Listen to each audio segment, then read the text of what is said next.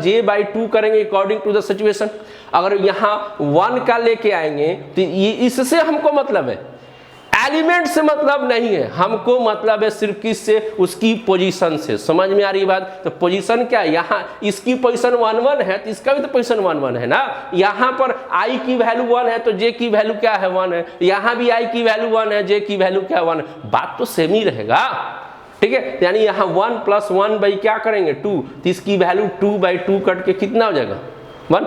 अगर यहाँ पे हम 2 के ऊपर बात करें 2, तो 2 क्या है 1 2 के ऊपर है, तो यहाँ i हो गया और ये क्या हो गया j हो गया, तो i + 2 बाई क्या होगा 2, तो ये भी क्या होगा 3/2। अगर यहाँ पर 3 की बात करें तो 3 2 1 पर है तो 2 + 1 बाई क्या हो गया 2, अब यहाँ पे 3 बाई क्या हो गया 2। अगर यहाँ पर हम 4 की बात करें तो 4 कहाँ है 2 2 पर है तो 2 + 2/2, यानी यहाँ पर कितना होगा 4/2 कट के कितना आ गया 2। तो आप देखिए इसकी जो पोजीशन की एलिमेंट की वैल्यू आई, यहाँ 1 आया था तो इधर भी 1, इधर 3/2 3/2 और क्या आ गया, इसकी जो मैट्रिक्स तैयार करेंगे तो क्या आएगा 1 3/2 3/2 2, यानी जिसका 1 का कितना आ गया 1, 2 का कितना आ गया 3/2, 3 का कितना आ गया 3/2, 4 की कितनी आई 2 आया, तो इसमें भी तो वही है ना। तो इसलिए दिमाग में ये रखिएगा, मान लीजिए आप ये एग्जाम्पल लेके चल रहे हैं, कोई लड़का डिफरेंट एलिमेंट लेके चल रहा है, तो कभी कभी मन में एक ऐसा डाउट बन जाता है कि मेरा आंसर थोड़ा सा डाउटफुल में जाएगा। नहीं,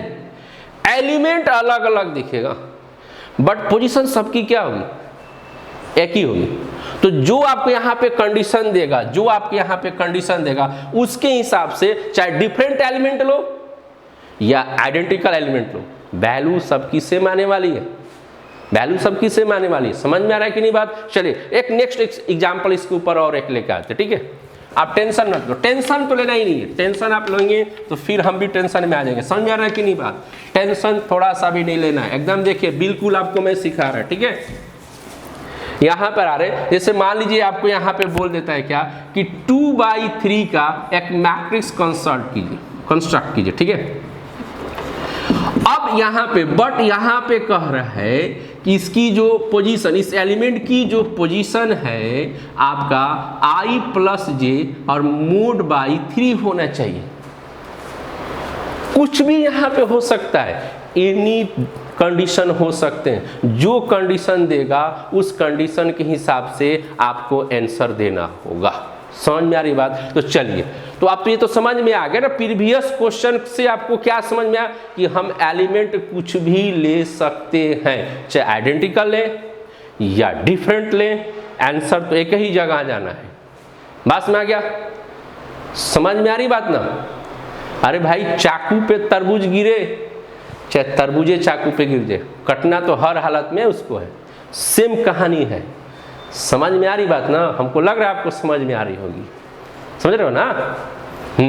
देखिए तो इधर आ रहे, पहले 3/3 का एक मैट्रिक्स यहाँ पे पहले बना लेते हैं, कोई भी एलिमेंट लेकर, ठीक है। मान लीजिए हम आइडेंटिकल ही एलिमेंट ले लिए, यहाँ पर 3/2 का एक मैट्रिक्स हमने बना लिया, क्या ले लिया 3/2 का। अब इसकी चलते पोजीशन लिखते, तो ये क्या लिखेंगे 1 1, क्योंकि पोजीशन के हिसाब से जुड़ा है। इसकी क्या लिखेंगे 1 2, इसकी क्या लिखेंगे 1 3, इसकी क्या लिखेंगे हम लोग बोलिए, इसकी क्या लिखेंगे 2 1, इसकी क्या लिखेंगे 2 3 और यहाँ पे क्या लिखेंगे 3 3। क्लियर बात हो गई? अब आ रहे सॉरी यहाँ पे 2 3 हो गया। अब आ रहे यहाँ पर, समझ में आ रहा है बात? गलती लिख दिया मैं, ठीक है, गलती लिख दिया शायद। तो ये पहले वापस आते यहाँ पर है, ये क्या हो गया 1 1 हो गया, ये 1 2 हो गया, ये 1 क्या हो गया 3 हो गया, अब ये 2 1 हो गया, 2 2 होगा और यहाँ पे 2 क्या हो जाएगा 3। समझ में आ रहा बात? थोड़ा सा मिस्टेक हो गया बोलने में, क्या होता है ना कि आदमी जोश में क्या करते ना ऐसा। समझ में आ रहा बात ना? ठीक है। अब यहाँ देखिए इधर आ गए हम लोग के पास, अब ये जो पोजीशन है इसके हिसाब से कन्वर्ट करनी है, तो यानी यहाँ पर क्या लिखा i और क्या लिखा जाए j, और यहाँ पे i + j mod by 3 हो गया, ठीक है, लेकर आए। अब धीरे धीरे सब कुछ चेंज करें 1 1 को, तो यहाँ पर ये i हो गया और ये क्या हो गया j, तो 1 + 1 हो गया डिवाइडेड बाई क्या हो गया 3 हो गया, तो 1 और 1 को ऐड करेंगे तो 2 हो गया डिवाइडेड बाई 3। अब और आप जानते हैं कि मॉडुलस में से कोई भी नंबर बाहर निकलता है तो कैसे निकलता है, प्लस में निकलता है। तो यहाँ पे क्या लिख देंगे 2 बाई क्या लिख देंगे 3। अब यहाँ पे आएंगे इसके ऊपर बात करेंगे तो 1 2 होगा, तो 1 + 2 बाई क्या हो जाएगा 3 हो जाएगा। अब इसको क्या लिखेंगे 3 3 बाई क्या हो जाएगा 3। अब इसको भी बाहर निकालेंगे तो 3 बाई क्या होगा 3 कट के कितना होगा 1, और यहाँ 1 3 लिखेंगे तो यानी कि क्या होगा 1 + 3 बाई क्या हो जाएगा 3। तो अब ये क्या होगा 4/3, यानी कि यहाँ पे 4 हो गए और डिवाइडेड बाई 3। ठीक है, इतना आ गया, इसका तो निकाल लिए। अब यहाँ पे आ रहे इसके हिसाब से चल रहे हैं, यानी यहाँ पे 2 1 कर रहे हैं तो 2 1 यार 2 और यहाँ 1 होगा, यानी कि 2 + 1 डिवाइडेड बाई कितना हो जाएगा 3 हो जाएगा हम लोग का। ठीक है, तो अब यहाँ पे इसकी वैल्यू क्या होगा मोड 3/3, और यहाँ पर 3 बाई क्या हो जाएगा 3 कट के कितना हो जाएगा 1। ठीक है, अब यहाँ देखिए इसके पास आएंगे तो 2 2 हो गया, यानी 2 + 2 आ गया डिवाइडेड बाई क्या हो गया 3। अब इसको क्या करेंगे 4 आ जाएगा, और यहाँ जब मोड से बाहर निकालेंगे तो 4 बाई क्या होगा 3। अब इसके बाद यहाँ पे 2 3 आएगा तो 2 + 3 मोड के साथ आएंगे तो यहाँ पे कितना आ जाएगा 5 मोड बाई 3। अब बाहर करेंगे तो 5 बाई क्या आ गया 3 आ गया। अब चलिए यहाँ पे एक मैट्रिक्स बना लेते हैं, यहाँ पे क्या बना लिया गया मैट्रिक्स बना। ठीक है, मैट्रिक्स बना लिया गया।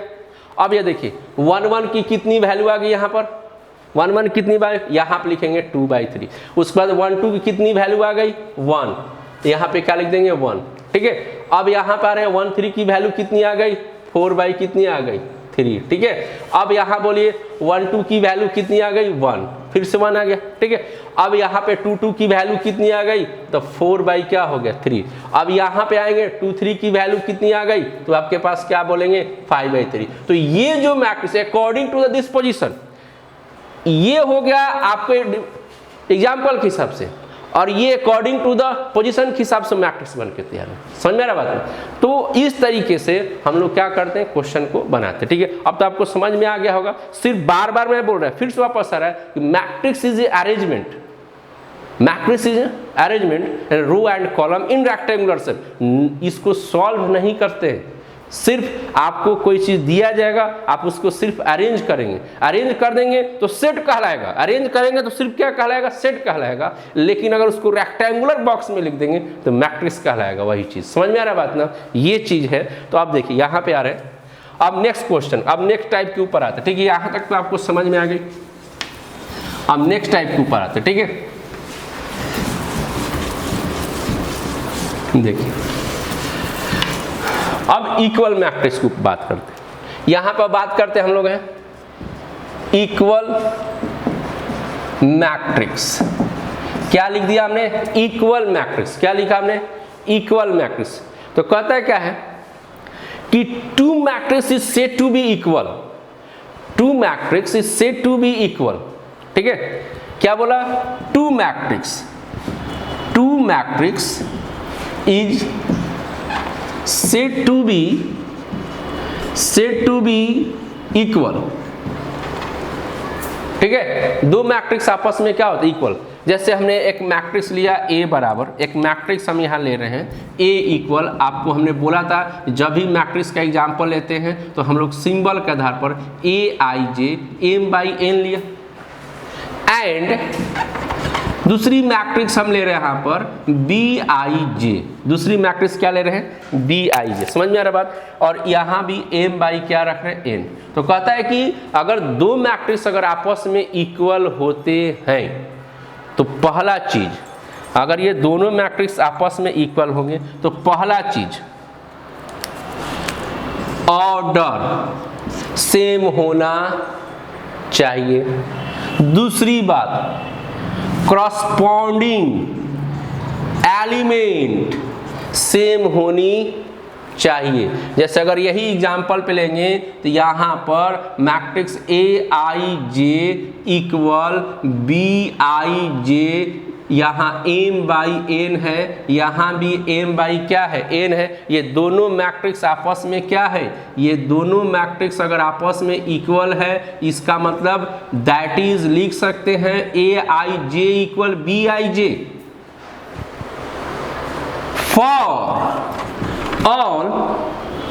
For all I, J belongs to natural number. समझ में बात आ रही है? नेचुरल नंबर, ठीक है। नेचुरल नंबर जैसे अगर इस मैट्रिक्स की पोजीशन 1 1 लेते हैं तो इसकी भी पोजीशन 1 1 की इक्वल होगी। अगर इसकी पोजीशन अगर 1 2 लेते हैं तो इसका भी पोजीशन 1 2 बराबर होगा, ठीक है। अगर इस मैट्रिक्स की हम 3 1 की पोजीशन लेते हैं तो इधर का 3 1 का आपस में क्या होगा, यानी कहता है क्या है कि दो मैट्रिक्स अगर आपस में इक्वल है तो पहले तो उसकी ऑर्डर सेम होनी चाहिए और दूसरा क्या सेम होना चाहिए, करस्पॉन्डिंग एलिमेंट आपस में क्या होता है, सेम होता है। तभी बोला जाता है कि ये two matrix is said to be equal, two matrix said to be equal. समझ में आ रही बात? समझ में आ गई बात? तो देखिए अब इसके ऊपर हम लोग क्वेश्चन, हम लोगों ने क्या पढ़ा कि जब दो मैट्रिक्स अगर आपस में इक्वल होता है तो उसकी करस्पॉन्डिंग एलिमेंट भी क्या होती है, सेम होती है। तो इसके ऊपर अगर हम लोग क्वेश्चन को देखें, इसके ऊपर अगर हम लोग क्वेश्चन को देखें, समझिए पहले बात, थ्योरी तो आपने समझ ली।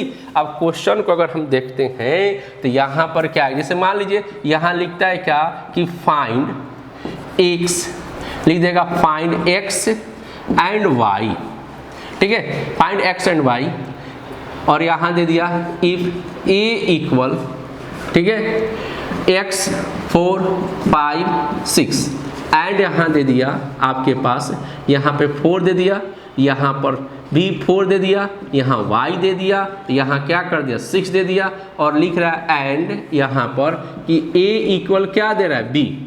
कह रहे क्या क्वेश्चन में कि अगर a और b, यानी a क्या है मैट्रिक्स, b क्या है मैट्रिक्स, तो कह रहे कि अगर a और b आपस में इक्वल है तो बताइए कि x और y की वैल्यू क्या होगी।